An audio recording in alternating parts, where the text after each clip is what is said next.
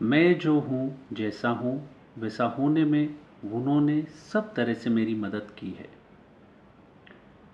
मित्रों, इसमें ओशो बात कर रहे हैं अपनी आदरणीय नानी के बारे में।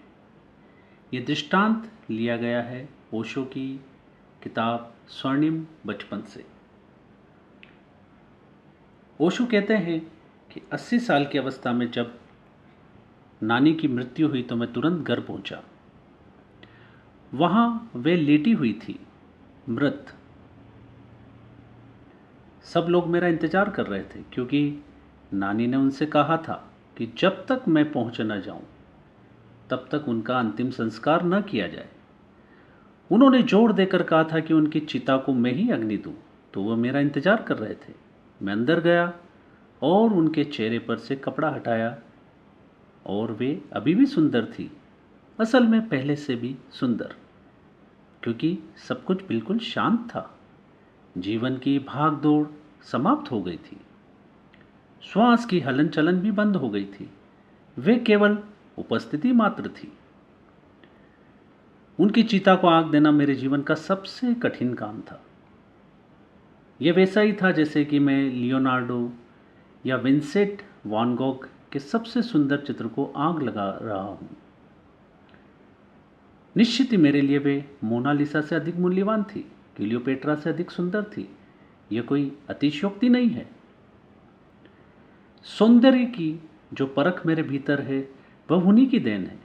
मैं जो हूं जैसा हूं वैसा होने में उन्होंने सब तरह से मेरी मदद की।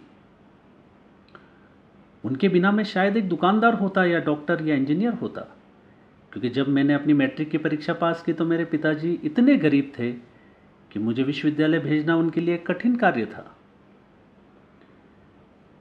लेकिन मुझे विश्वविद्यालय भेजने के लिए वे कर्ज तक लेने के लिए तैयार थे। उनका पूरा आग्रह था कि मैं विश्वविद्यालय जाऊं। मैं भी जाना चाहता था, लेकिन मेडिकल कॉलेज नहीं जाना चाहता था और इंजीनियरिंग कॉलेज भी नहीं जाना चाहता था। मैं डॉक्टर या इंजीनियर बनने से साफ मना कर दिया। मैंने उनसे कहा, अगर आप सच जानना चाहते तो सच ये कि मैं सन्यासी बनना चाहता हूँ, एक घुमक्कड़। उन्होंने कहा, क्या, एक घुमक्कड़? मैंने कहा, हाँ, मैं विश्वविद्यालय दर्शन शास्त्र फिलोसॉफी पढ़ने जाना चाहता हूँ ताकि मैं एक दार्शनिक घुमक्कड़ बन सकूं। वे मना करते हुए बोले, इसके लिए मैं कर्ज और इतनी झंझट नहीं लूंगा। मेरी नानी ने कहा, बेटा तुम फिक्र ना करो, तुम जाओ और जो करना चाहते हो करो, मैं जिंदा हूं।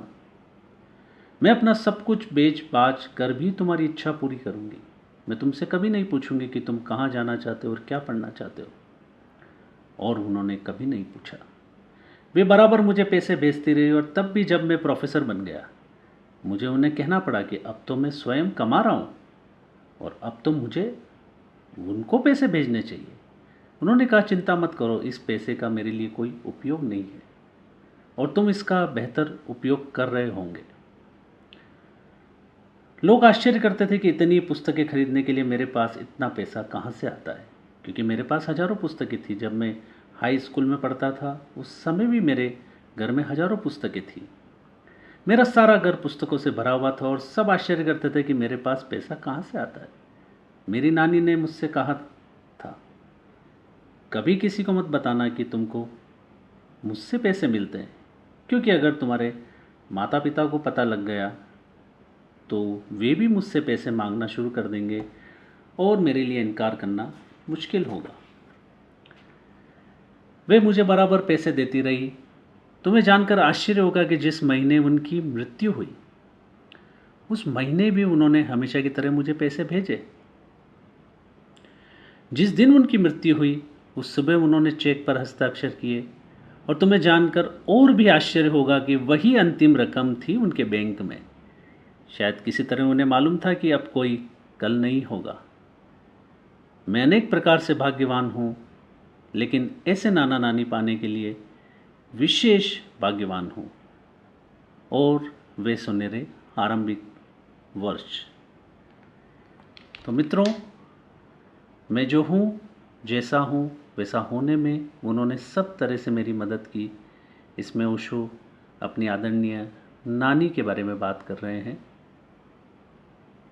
मित्रों, धैर्य से सुनने के लिए आपका बहुत बहुत धन्यवाद।